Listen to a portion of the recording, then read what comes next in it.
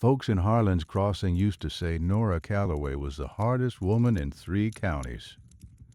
They meant it as a compliment. She'd built that saloon with borrowed money and calloused hands, and she'd run it alone for 2 decades without once asking a soul for help.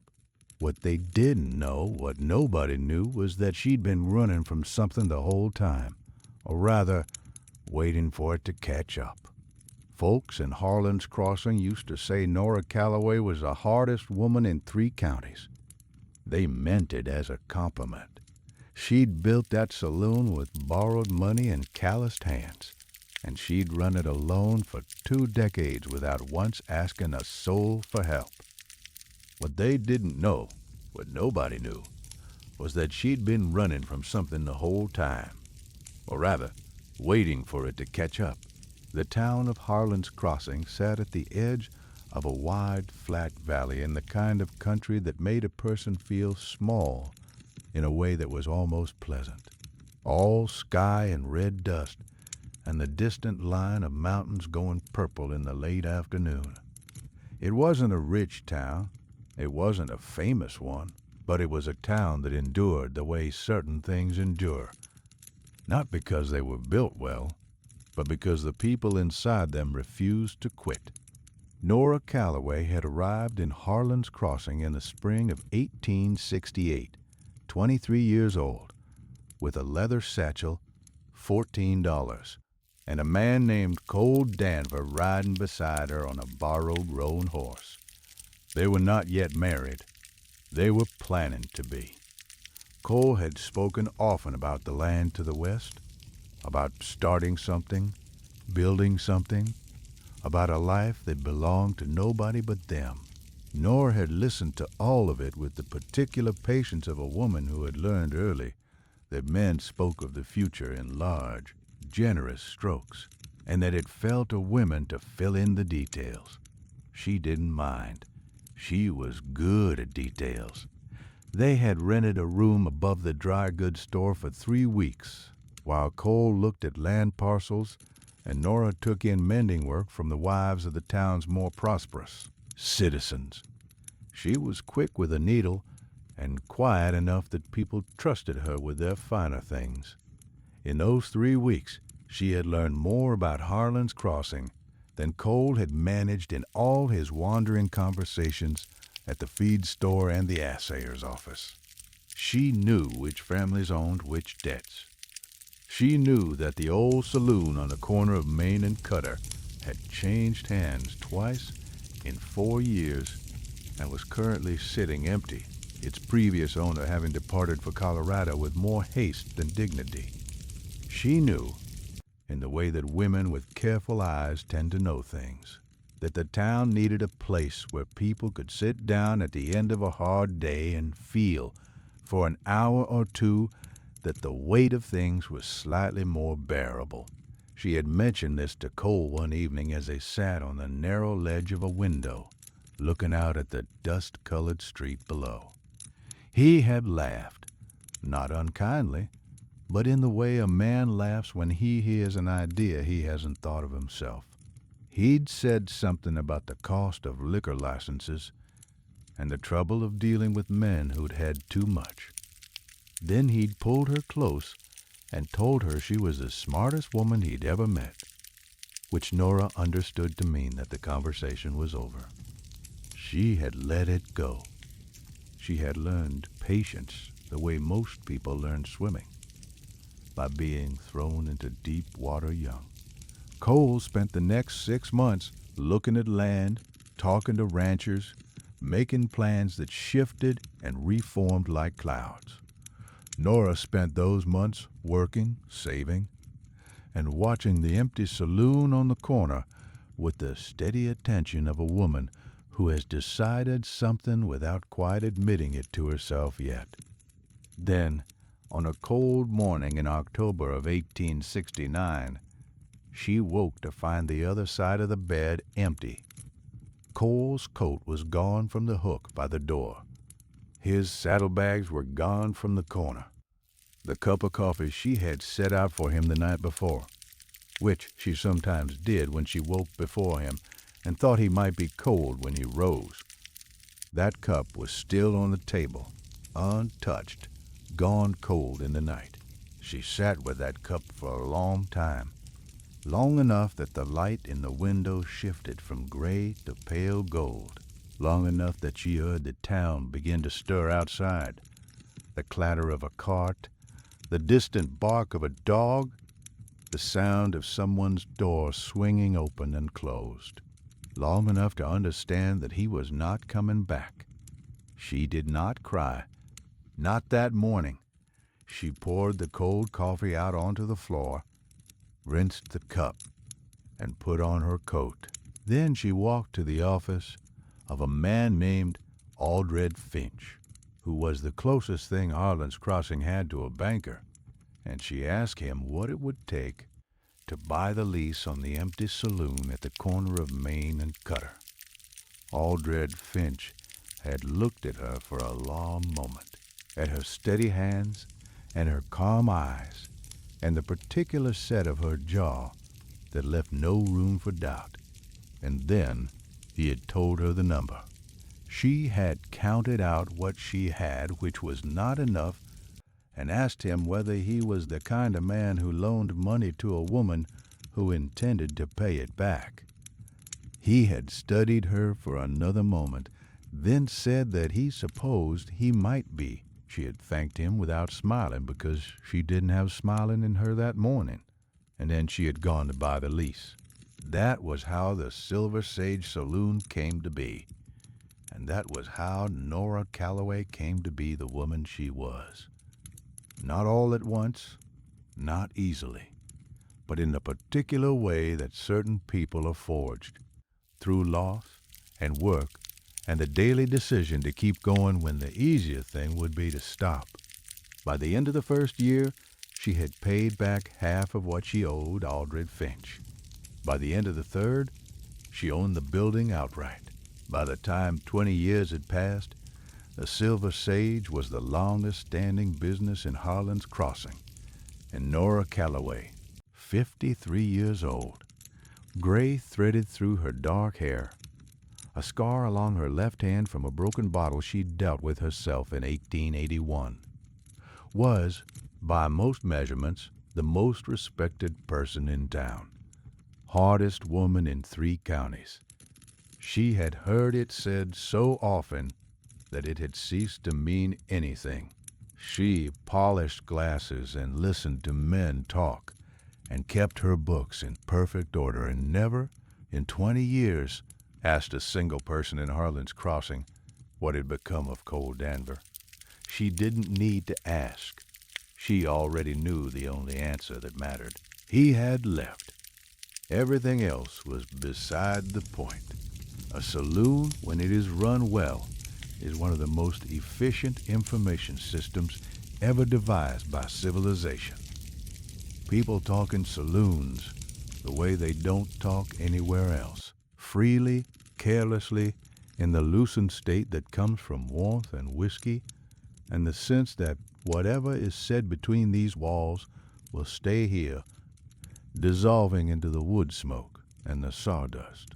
This is, of course, not entirely true, but the belief is useful, and Nora had always understood it as one of the saloon keeper's most valuable tools. She knew things about Harlan's Crossing that would have startled its citizens considerably.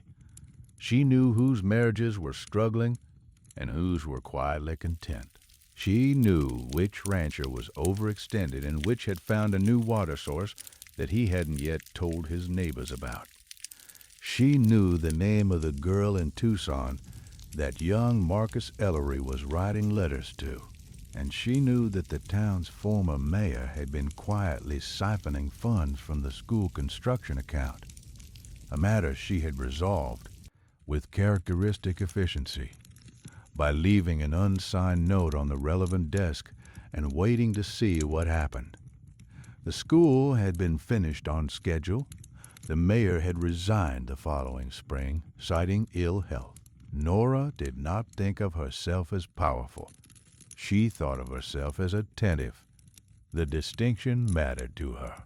What the town knew about Nora or thought it knew, was considerably simpler.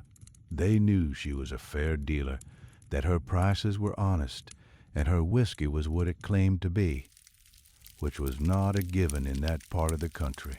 They knew she did not extend credit to men who couldn't manage it, and that she could, when occasion required, remove an unruly customer with an efficiency that most men her size could not match. They knew she lived alone in the 3 rooms above the saloon, that she had no children, and that she had never, in 20 years, shown anything resembling a romantic interest in any person in Harlan's Crossing.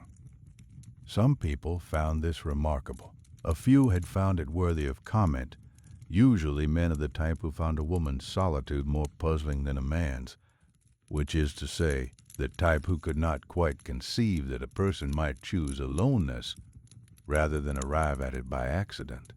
Nora had dealt with these comments the way she dealt with most minor irritations, calmly and with the minimum number of words required to resolve the situation. There had been one man, some years back, a widower named Stroud, who ran the hardware store, who had approached her with a kind of fumbling sincerity that she had found genuinely touching. She had been gentle with him. She had said that she was not in a position to offer him what he was looking for, and she had meant it, and she had watched something shift in his face that she recognized. That particular flicker of a man trying to decide whether he has been refused or merely redirected. She had poured him a drink on the house and changed the subject. And Stroud had eventually remarried a woman from the next county over, and they appeared to be quite content, and Nora was glad for it. She was not a woman who begrudged others their happiness. She simply had a different relationship with the concept. Happiness, for Nora, existed in small and specific quantities.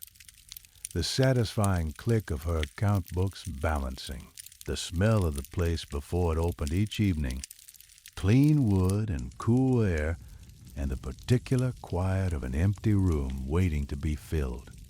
The moment, 2 or 3 times a week, when someone sat down at her bar and began talking in the way that meant they needed to be heard, and she would listen with the still, complete attention she offered to very few things in her life, and watch the tension leave their shoulders and think, without quite forming it into words, that this, at least, was something. This was a thing she did well, and a thing the world needed, and it was enough. It was almost always enough. In the spring of 1889, a railroad surveying crew passed through Harlan's Crossing and spent 3 weeks mapping the terrain to the east. Their foreman, a talkative man named Griggs, had taken to eating his supper at the Silver Sage and filling the bar with the particular boisterous energy of a man who is far from home and pleased to have an audience. One evening, in the middle of a long account of a survey job he'd done in the Utah Territories the previous year, he mentioned, purely as a footnote, the way people mention things that have no particular weight to them, that he'd worked with a fella named Danver for a stretch, back in '84. Good hand with figures, Griggs said. Strange man, though. Quiet. Had the look of someone who'd left something behind a long time ago and wasn't sure it was worth going back for. Nora had been wiping down the far end of the bar. She did not stop wiping. Her expression did not change. She said in her usual even tone, "Lot of men like that out here," and Griggs had agreed and moved on to another story. And Nora had finished wiping down the bar and gone into the back room for a moment and stood there in the dark with her hands flat on the supply shelf and breathed slowly 4 or 5 times until the thing that had moved through her chest had settled back down into its usual place. She had not asked Griggs anything further. She had not asked where Cole Danver was now, or whether Griggs had any way of reaching him, or what he'd look like after 20 years. She had not asked, and she would not ask, because asking was a door, and she had decided a long time ago to keep that door shut. Except she hadn't quite, because the back door of the Silver Sage, the one that opened onto the alley between the saloon and the cooperage, had a new lock put on it every 5 years or so, as the previous one wore out. And every time she bought a new lock, she used the same key design she'd used since the beginning, and she had never once asked herself why. It was a Tuesday in October of 1889, which was either a coincidence or wasn't, depending on what a person believed about the way time folds back on itself when it has something to say. The saloon was running at its usual evening capacity. Not full, but comfortably populated, the kind of crowd that generates a steady warmth and hum without requiring management every 10 minutes. 3 cattlemen from the rafterjay were occupying their customary spot near the window. Clem Dudley, who drove the mail coach and had a weakness for sentimental card games, was losing money to a pair of strangers at the back table with the resigned expression of a man who has accepted his fate. Behind the bar, Nora's assistant, a young man named Tobias, 17 years old and still learning which end of a disagreement to step away from, was washing glasses with more enthusiasm than technique, and Nora was doing the quiet, continuous work of running a room, refilling, redirecting, settling, watching. She heard the door the way she always heard the door, because 20 years of running a saloon had calibrated some part of her hearing specifically to that sound, the particular weight and swing of this door in this room, which told her in an instant whether the person entering was confident or cautious, familiar or new. This one was slow, careful, the walk of a person who is not entirely sure they have the right to be entering. She finished pouring the drink she was pouring and set it in front of the man who'd ordered it, and picked up the cloth she used for wiping down the bar and turned to look at the door. He was older. Of course he was older. They both were. 20 years was 20 years. It left its marks on everyone with the same democratic thoroughness. His hair had gone mostly gray, cut short and neat. He was thinner than she remembered, the kind of thin that comes from years of outdoor work rather than want. He wore a coat she didn't recognize and boots that had covered considerable distance. He was standing just inside the door with his hat in his hand, looking at her. She looked at him. The room did not notice. The room kept on at its steady hum.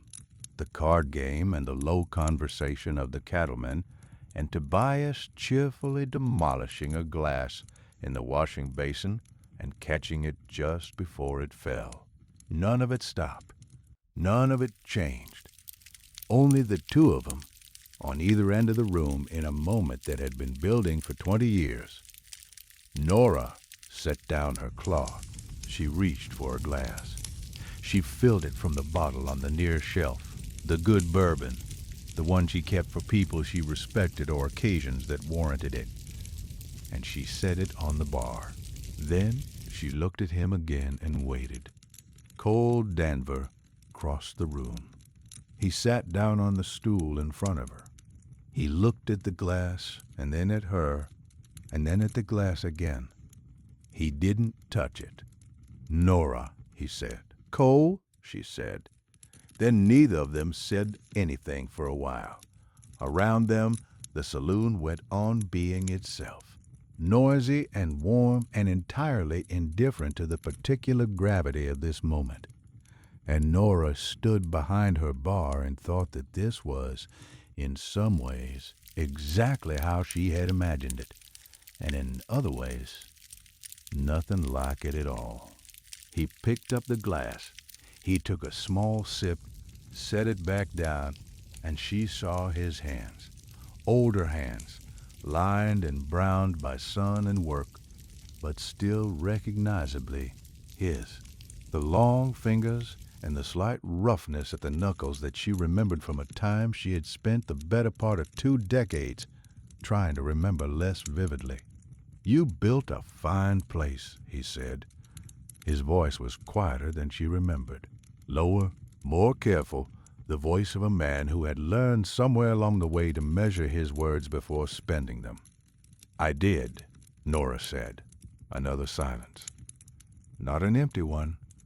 It had weight to it, the compressed weight of everything that had not been said in 20 years. "I've been in Tempe," he said finally. "Spent some time in the Utah territories before that. Did some survey work. Railroad mostly." He paused. "I heard about the Silver Sage from a man named Griggs. Said he'd worked near here a while back. Said there was a saloon run by a woman named Calloway." He stopped again. "I wasn't sure it was you. Then I was sure. Then I spent about 4 months deciding whether to come." Nora studied him with the same still, careful attention she gave to most things. "What decided you?" she asked. He looked at his hands. "I'm not sure," he said. "I don't think it was any one thing." He looked up at her. "Are you going to tell me to leave?" She considered it. The honest answer was that she didn't know. The more honest answer was that she had been standing behind this bar for 20 years, and in all that time, she had never once told a person to leave who came in peace and sat down and didn't start trouble. She wasn't sure she could start now, just because the person happened to be him. "Not tonight," she said. She refilled his glass, even though it was still mostly full. "But you're going to tell me why you left, and you're not going to make me ask you twice." Cole Danver looked at the glass. Then he looked at her, and something in his face, some long-held tension, seemed to give way like a post that has been leaning too long, finally finding the angle at which it can rest. "All right," he said quietly. "All right. Now, if you're still awake and this fire is keeping you company tonight, I'm glad you're here. If you'd like more nights like this, a subscribe and a quiet little tap on that bell means I can keep these stories coming, one fire at a time. But for now, let's get back to where we were." He did not begin with an apology. Nora had expected one, or rather, she had expected some version of the maneuver men attempt when they have done a great wrong and want to soften it with language before delivering it. She had braced herself for that, the way you brace for a cold wind you know is coming. Instead, he began with a fact. "My father died," he said, 2 weeks before I left. I hadn't told you." She hadn't known that. She hadn't known his father was ill. She had known his father was a difficult man. Cole had told her that much, in the carefully edited way people speak about difficult parents, giving the outline without the detail. But she had not known about the illness, and she had not known about the death. And the fact of this, that something that significant had been happening inside him while she was mending dresses and saving money and looking at the empty saloon on the corner of Main and Cutter, settled in her chest with the particular weight of information that rearranges things. "I didn't tell anyone," Cole said. He was not looking at her now. He was looking at the bar at the grain of the wood, at some middle distance. I didn't know how to talk about it. He and I hadn't been right for a long time. Years. I went to see him when word came that he was sick, and I sat with him for 2 weeks, and he died without us ever having said what needed to be said. And he stopped. I came back to town feeling like the ground had gone out from under me, like I was walking, but there was nothing beneath my feet. Nora listened. She was good at this. She set down the cloth she had picked up out of habit, and she listened with the complete, quiet attention that she gave to very few things. I woke up that morning, and I looked at you sleeping, Cole continued. And you were so sure of things, Nora. Even asleep, you had the look of someone who knew what she was doing. And I didn't. I hadn't felt sure of anything since I was a boy, maybe. And I thought, he turned the glass slowly in his hands. I thought if I stayed, I would pull you under with me. I thought the kindest thing I could do was get out before I ruined it. Before I ruined you. The saloon went on around them. Someone laughed at the card table. Tobias dropped something, caught it, looked sheepish. That's what you thought, Nora said. Her voice was even. She had put her evenness on like a coat, the way she did when she needed it most. It's what I told myself, Cole said. I know the difference. I've had 20 years to learn the difference. He met her eyes. I was afraid, Nora. That's the plain truth of it. I was afraid, and I ran, and I called it mercy so I could live with myself. And I have not lived with it as well as I told myself I would. The silence between them was different now. It had changed shape, less compressed, more open, like a room after a window has been unlatched and the air begins to move. Nora looked at him for a long moment. She thought about the cup of cold coffee. She thought about Aldred Finch and his careful eyes and the way he'd said, I suppose I might be, and the particular quality of that first morning in the empty saloon, the smell of old wood and dust and possibility, when she had stood in the middle of the room alone and understood that she was going to make this work. Not because she wanted to prove anything to Cole Danver or to anyone else, but because she needed to, because it was the only direction that made sense, because it was all she had. She thought about 20 years of evenings behind this bar, 20 years of listening to other people's stories, 20 years of a life that had in most measurable respects been a good one. You should have told me about your father, she said finally. I know that, not after, right when it happened. You should have sat down and told me. I know that too. Smoothed it across the bar in the slow, habitual way she smoothed things when she was thinking. What do you want, Cole? From coming here? From sitting down at my bar on a Tuesday night after 20 years? What is it you want? He looked at her steadily. I don't know if I'm entitled to want anything, he said. I think I needed to see that you were all right. I needed to see what became of you. A pause. And I needed to say I'm sorry. Not because it changes what I did, but because some things need to be said out loud, or they just keep sitting in you forever. Nora looked at him. She thought about the back door lock. The same key all these years. The same design every time it wore out, without ever once asking herself why. She thought, I have been keeping a door unlocked for 20 years for a man I told myself I was finished with.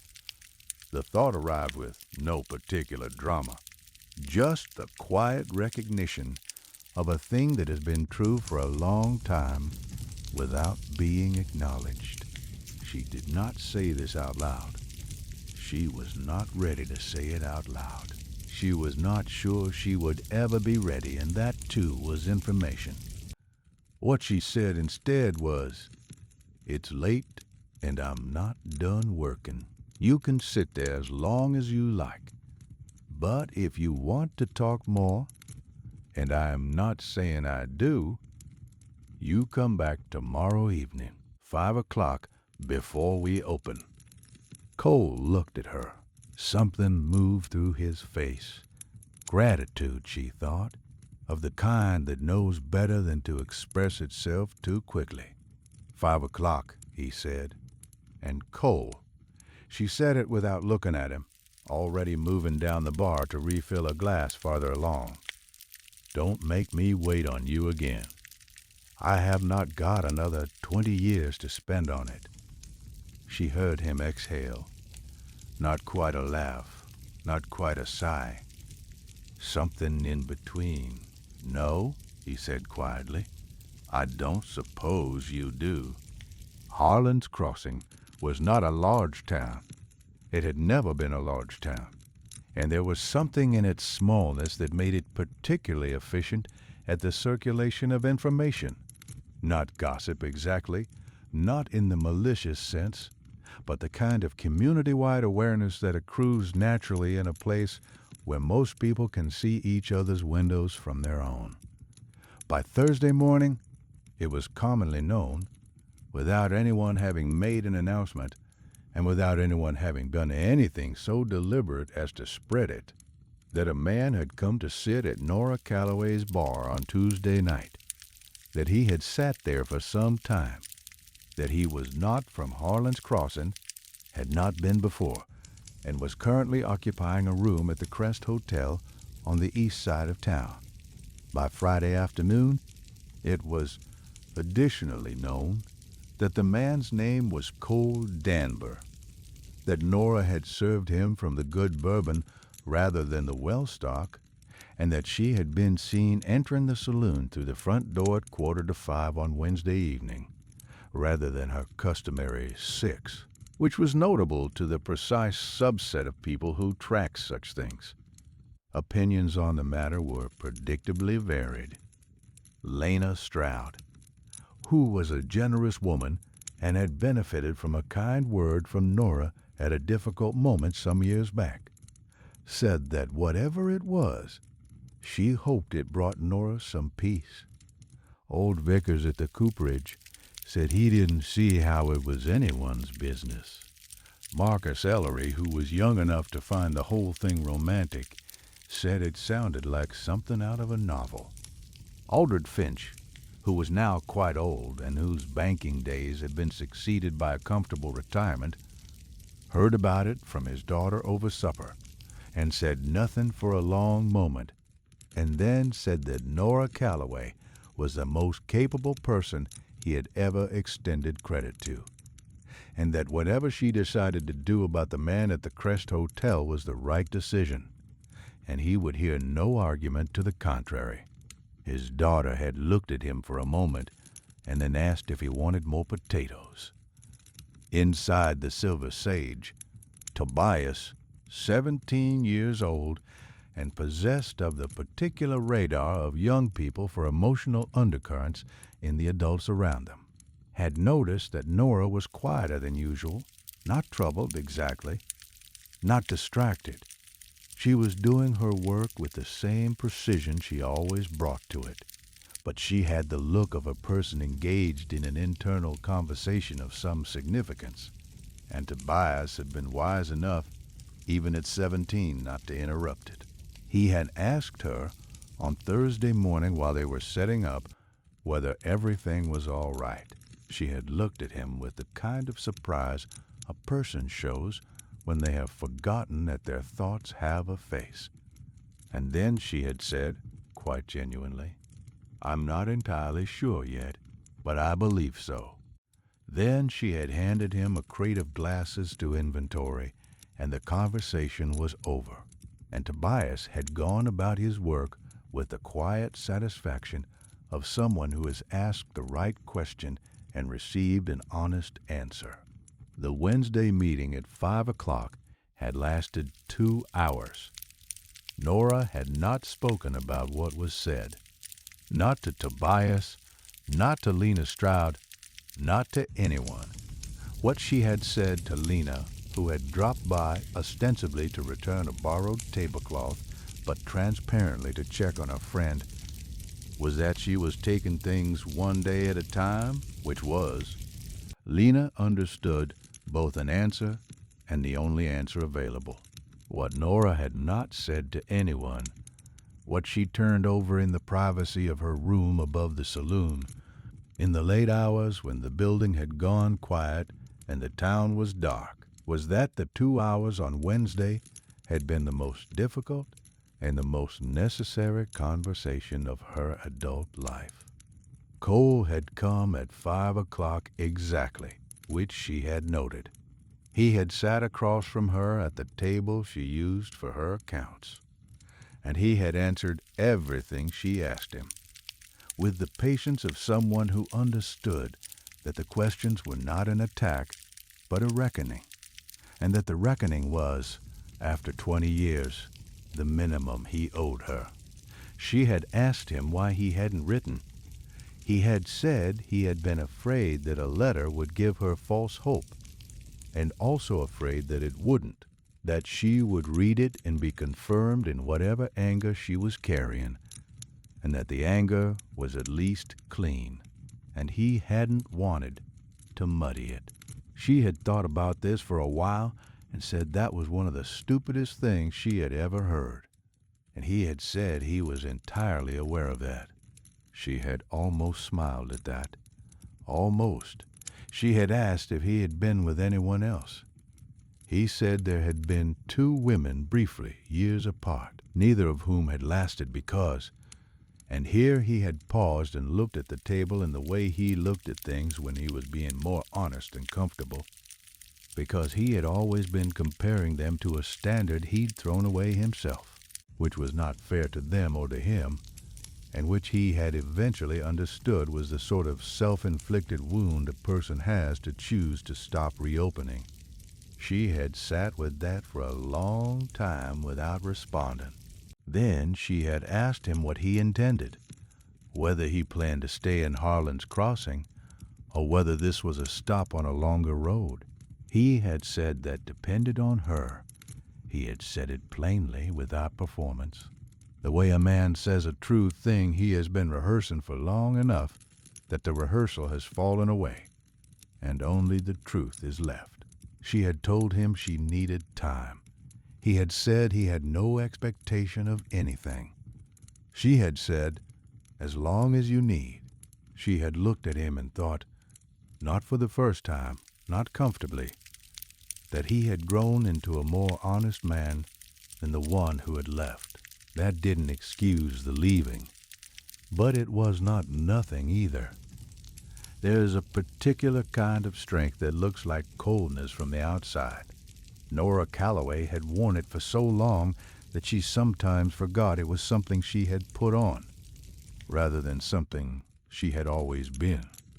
She had built the Silver Sage in the immediate aftermath of the worst morning of her adult life, and the building of it, the negotiations, the labor, the daily problem-solving of running a business in a frontier town with limited resources and no guarantee of success, had been, she understood now, the mechanism by which she had survived that morning.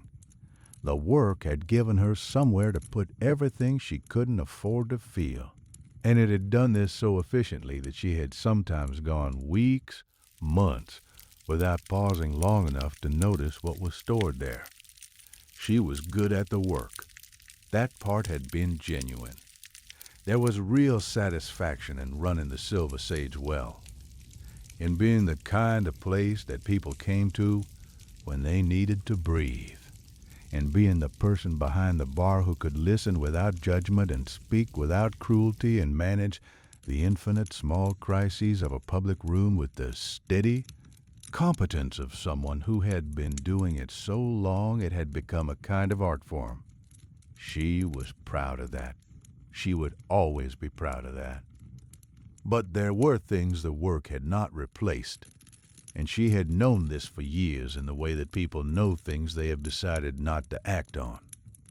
The particular silence of her rooms above the saloon in the deep hours of the night, the smallness of cooking for one, which had never troubled her in the abstract, but sometimes arrived in the evening as a weight she couldn't quite account for.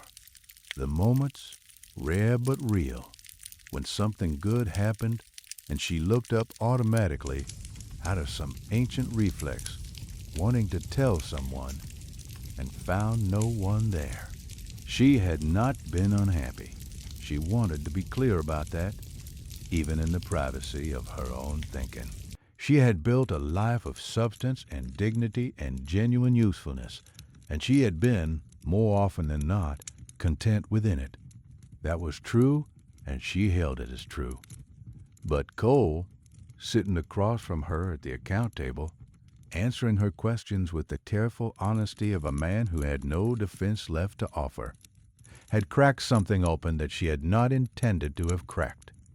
She sat in her room in the nights that followed and felt the draft of it, not painfully exactly, but the way you feel a window you've kept shut for years when someone finally opens it, the shock of moving air. She thought about what she wanted. She did this with the same methodical attention she brought to her accounts. Itemized, examined, evaluated. She was 53 years old. She had approximately, if her health held and she saw no reason it shouldn't, another 30 years or so of life ahead of her. She had a business that ran well and would continue to run well. She had a town that respected her. She had a back room she retreated to, and rooms above that, and the particular solitude of a person who has, through long practice, become genuinely good at being alone. She had a man sitting at the Crest Hotel 3 streets away, 56 years old, who had taken 20 years to work up the honesty to come back, and was now, apparently, prepared to wait as long as she needed. She thought about the back door lock. She thought about the same key. All these years, she thought. There are things a person keeps without admitting they're keeping them. On the following Sunday, 5 days after he'd come back, she sent Tobias to the Crest Hotel with a note. The note said, 7 o'clock. Come for supper. Not the saloon, the door on the side of the building, up the stairs. It was not a declaration. It was not a forgiveness. It was a door opened a careful inch by a woman who had kept the mechanism ready for 20 years without ever quite letting herself know why. Cole came at 7 o'clock exactly. He knocked on the side door with the particular knock of a person who is not sure they will be answered, and Nora let him in without comment. And he stood in the small landing at the top of the stairs and looked at the 3 rooms she had built into something more than just a place to sleep. She had, over the years, accumulated the things that pleased her. A good lamp, a shelf of books read more than once, a table of solid oak she'd commissioned from a carpenter in the next town, chairs that had arms and knew how to invite a person to sit. Cole stood at the top of the stairs and looked at all of it with an expression she didn't have an immediate name for. Not longing, exactly. Not regret, though there was something of that in it. Something more like recognition. The face of a person seeing a room they didn't know existed, and understanding, with a kind of slow ache, how fully it had been built without them. Sit down, Nora said. She was finishing something on the stove, her back to him, and her voice was its usual practical self. There's water on the table. I'll pour something stronger in a moment. He sat. He looked at her books. He did not comment on anything in the room which she appreciated. It would have felt presumptuous, and she was not yet ready for presumption. He sat in the chair with the quiet of a man who has learned, perhaps through years of solitude himself, the particular art of being present without filling a space. She brought food to the table. Nothing elaborate, nothing that might suggest she had been trying to impress. Bread she had baked that morning, which she did every week out of habit, a part of something she had made from what was in the kitchen, which had turned out well enough. She poured them both a glass from the same bottle she had served him Tuesday night, and she sat down across from him, and they ate. It was, in its way, strange to sit across a table from someone who had occupied so much of the mental and emotional infrastructure of her adult life, not as a daily presence, but as an absence, as a shape of missing that she had built around and over until the structure of her life had covered it so thoroughly that you had to know where to look. And now here he was, a real man with gray hair and work-worn hands, and the small physical mannerisms that were unchanged from 20 years ago. The way he held his fork, the habit of setting things down carefully rather than placing them, the way he looked at you when you were speaking with an attention that had always made her feel, despite everything that what she was saying was worth saying. She had spent 20 years being heard, in the professional sense, being the person people talked to. She had forgotten what it felt like to be the person being listened to. It was, she found, more disorienting than she expected. They talked, not about the years, not directly, not yet. There was too much of them, and the evening was not long enough for that kind of reckoning. They talked in the way people who have known each other talk when they are still finding the calibration of the present. Carefully, with attention, feeling for what remains and what has changed. He told her about the places he had been, briefly, without the romanticizing men sometimes do of their wandering years. She told him about the Silver Sage, some of it, the parts that made good stories.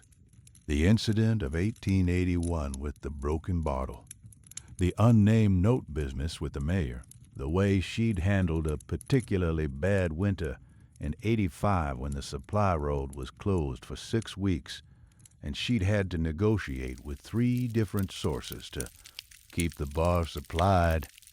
He listened to all of it. He laughed in the right places, with the laugh of a man who genuinely finds things funny rather than performing appreciation. He asked questions that showed he had been following rather than simply waiting for his turn. She noticed all of this and filed it away, as she filed most things, without announcing what she was doing with it. When he left, at 9:15, he stopped at the top of the stairs and turned and said, "Thank you for the supper, Nora," she said. "You're welcome," he said. "I know I don't have the right to ask, but I'd like to come back." She looked at him for a moment. The lamp on the shelf behind her threw a warm, low light across the room. "Wednesdays," she said, 6 o'clock. "Ring the bell properly." He nodded. He went down the stairs. She listened to his footsteps on the street below, and then the sound of the town resuming around them, indifferent and steady and ongoing. She cleared the table. She washed the dishes. She turned out the lamp. She did not decide anything. She was not ready to decide anything. But she lay in the dark of her room above the saloon and listened to the quiet, and found that the quiet had, inexplicably and without any particular fanfare, changed its character. It was still quiet, but it was the kind of quiet that has been visited recently rather than the kind that has been empty for a long time. That was something.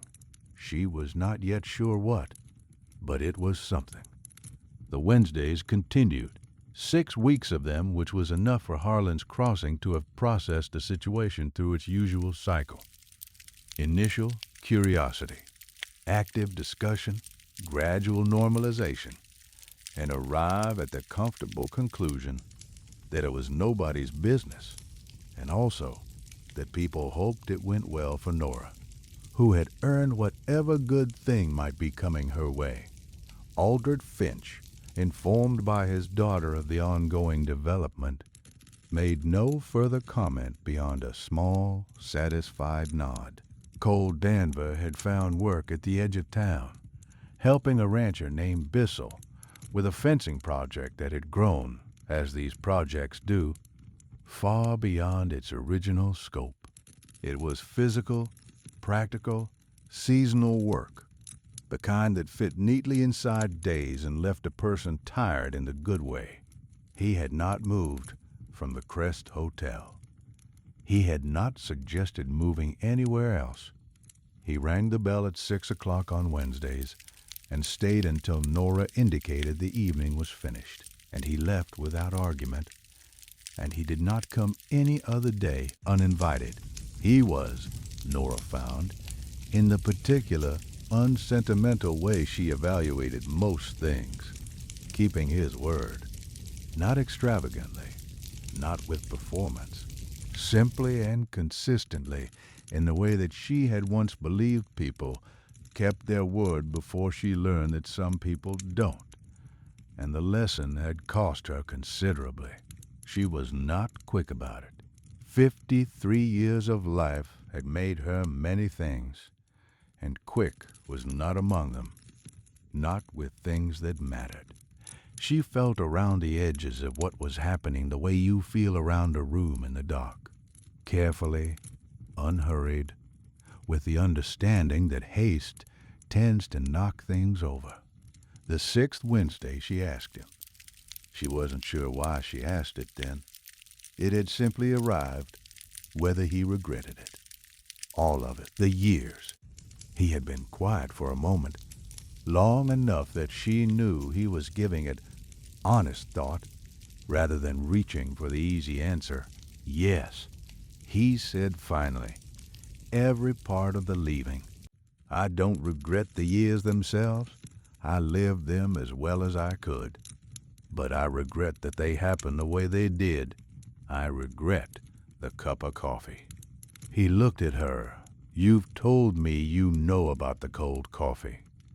She had mentioned it once, obliquely. She was surprised he'd remembered.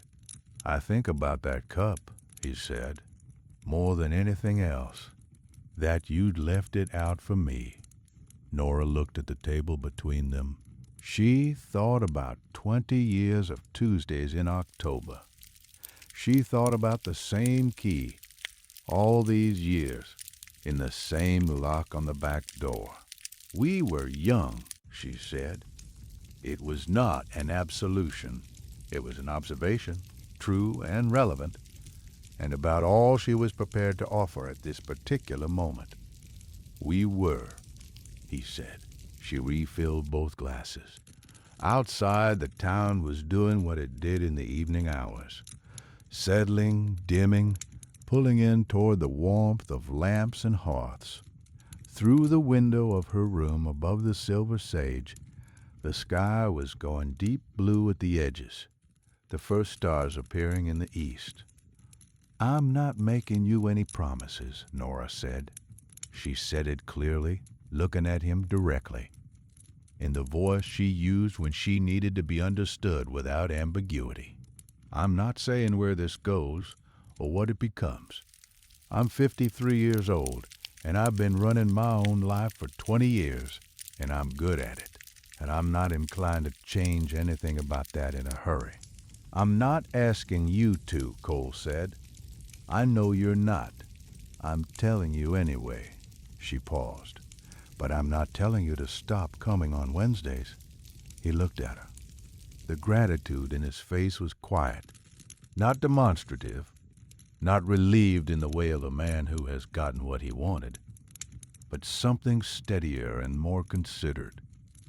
The gratitude of a person who understands that what they've been given is not an arrival but a beginning, and who has the sense to treat it accordingly. 6 o'clock, he said. 6 o'clock, she agreed. The weeks that followed were quiet and ordinary in the best possible sense, full of the small negotiations of two people feeling out the shape of whatever it was they were building, and the particular pleasure of building it without rushing. Cole finished the Bissell fencing project and was hired for another job. He began taking his meals at the Silver Sage, sometimes sitting at the bar, sometimes at a table, in the easy manner of someone who has found a place where he is welcome and doesn't intend to overstay. Tobias, with the perceptiveness of youth, noticed that Nora's quiet had become a different kind of quiet, less turned inward, more like someone listening to a conversation they have decided to join.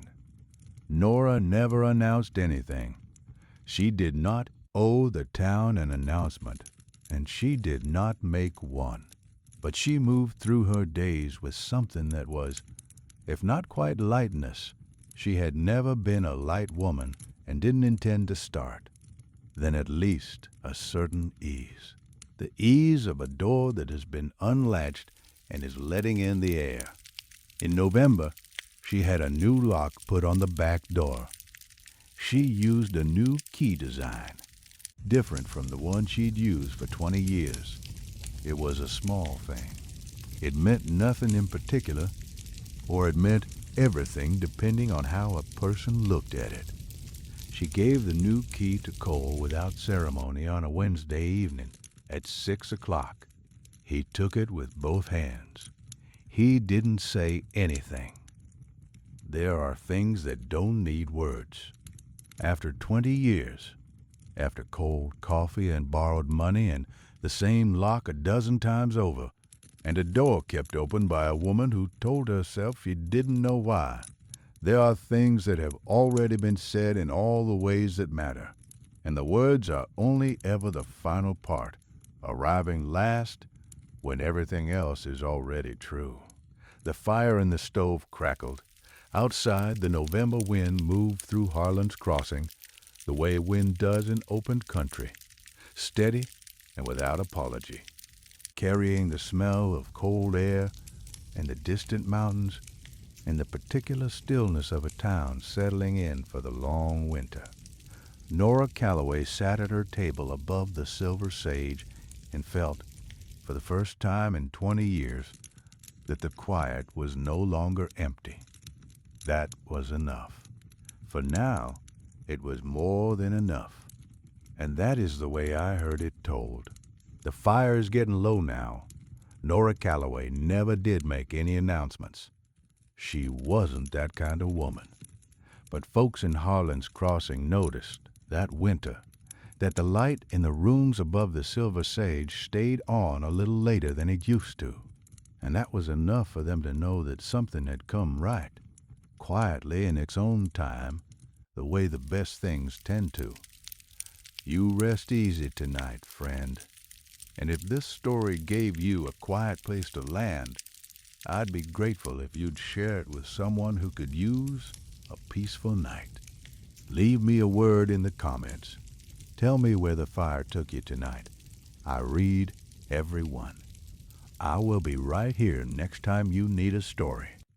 The fire will be burning, same as always. Good night.